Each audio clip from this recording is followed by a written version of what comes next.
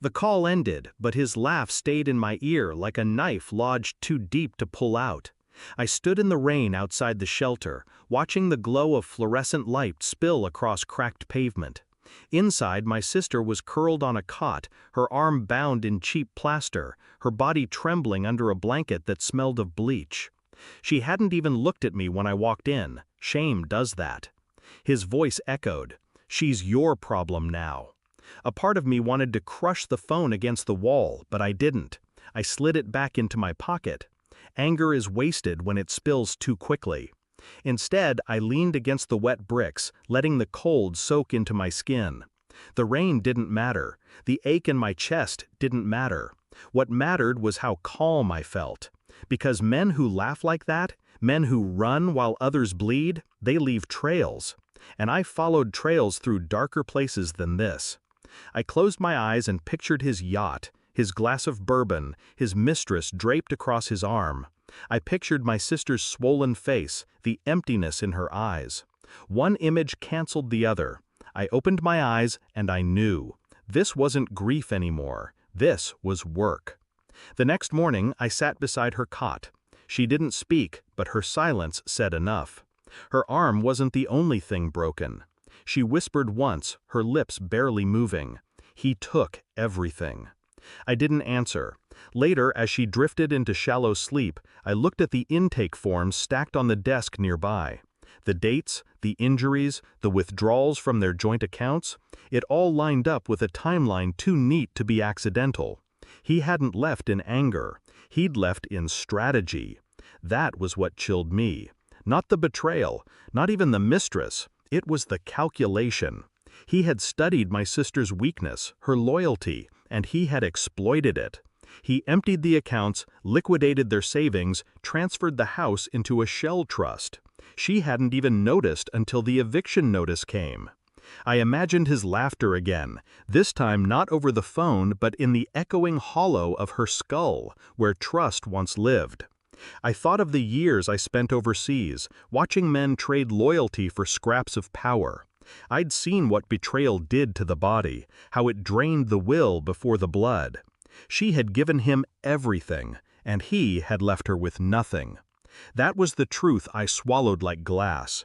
That was the truth I would return to him.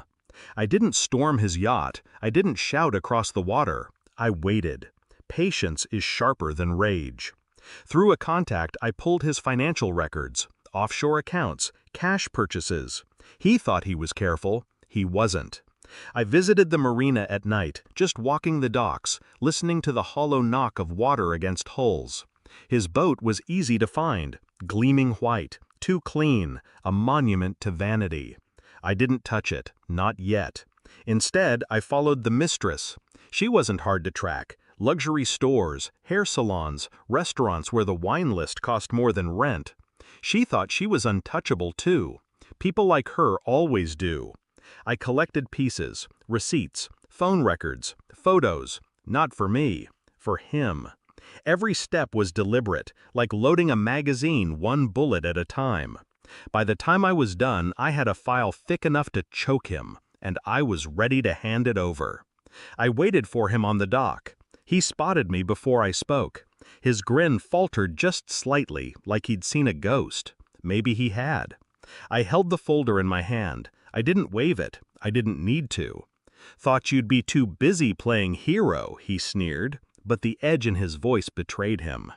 I said nothing. I just handed him the folder. He flipped it open, expecting nothing. Then his face shifted, first annoyance, then disbelief, then panic. Every receipt, every offshore transfer, every proof of his betrayal laid out in order, a mirror too sharp to look into. He looked up at me, waiting for anger, for accusation. All he found was silence. That was worse. I leaned closer, my voice steady, flat.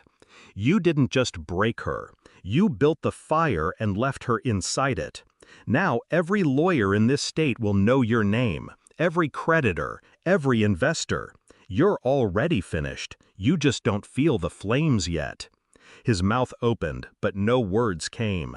His mistress shifted nervously beside him, her eyes darting between us.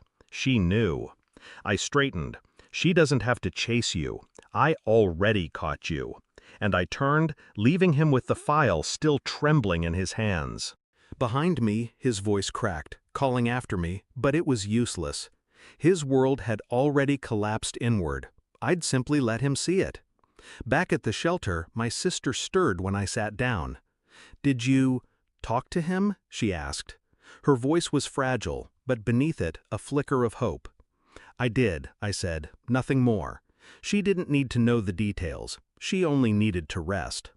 I looked at her, pale against the pillow, and felt no anger anymore, just clarity. Betrayal always eats itself alive. All I did was set the mirror in front of him. As she drifted back to sleep, I stood. Walking out, I felt the rain again, cold and clean, and I realized something. His laugh was gone, forever.